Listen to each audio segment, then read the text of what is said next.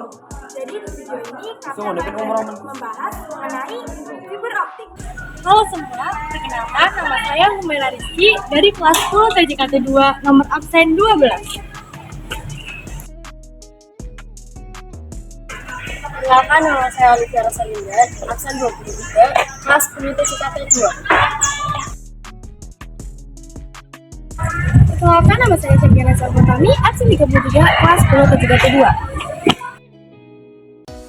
Halo semua, perkenalkan saya Ini absen 35, 10 TJKT 2.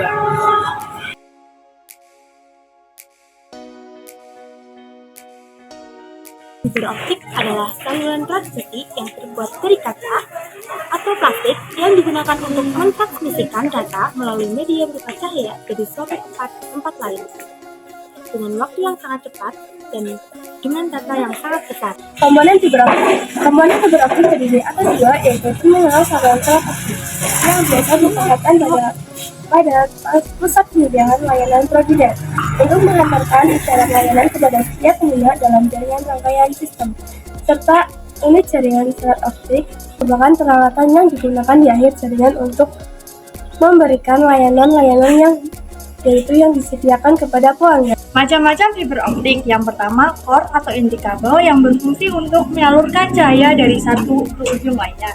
Yang kedua, clothing atau selubung yang berfungsi sebagai cermin, yaitu memancarkan cahaya agar dapat merambat ke ujung lainnya. Yang ketiga, coating atau pelindung yang berfungsi sebagai pelindung mekanis yang melindungi serat optik dari kerusakan berbagai pengkodean warna pada serat optik.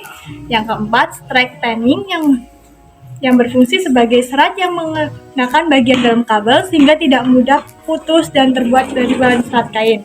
Yang kelima, jacket kabel atau selompang kabel yang berfungsi sebagai pelindung keseluruhan bagian dalam kabel serat optik serta di dalamnya terdapat tanda pengenal dan terbuat dari bahan PVC. Pada kabel optik, yang pertama ada VC atau fiber connector, yang kedua ada CFC, yang ketiga ada ST atau strike tip, yang keempat ada T-conic, yang kelima ada D4, yang keenam ada SMA GE200.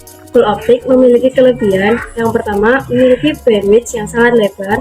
Yang kedua, ukurannya kecil dan murah. Yang ketiga, isyarat cahaya tidak terpengaruh oleh derau atau elektrik maupun medan magnetis.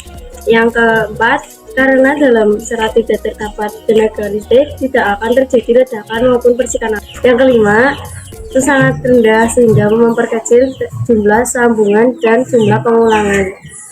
Kekurangan serat fiber optik sebagai berikut. Yang pertama, ada karakteristik transmisi dapat berubah bila terjadi tekanan dari luar yang berlebihan. Yang kedua, konstruksi fiber optik lemah sehingga dalam pemakaiannya diperlukan lapisan penguat sebagai proteksi. Yang ketiga, tidak dapat dialiri arus listrik sehingga tidak dapat memberikan satuan pada pemasangan repeter. Kesimpulannya adalah sistem komunikasi serat optik adalah suatu sistem komunikasi yang menggunakan kabel serat optik sebagai media transmisinya yang dapat menyalurkan informasi dengan kapasitas besar dan tingkat keandalan yang tinggi.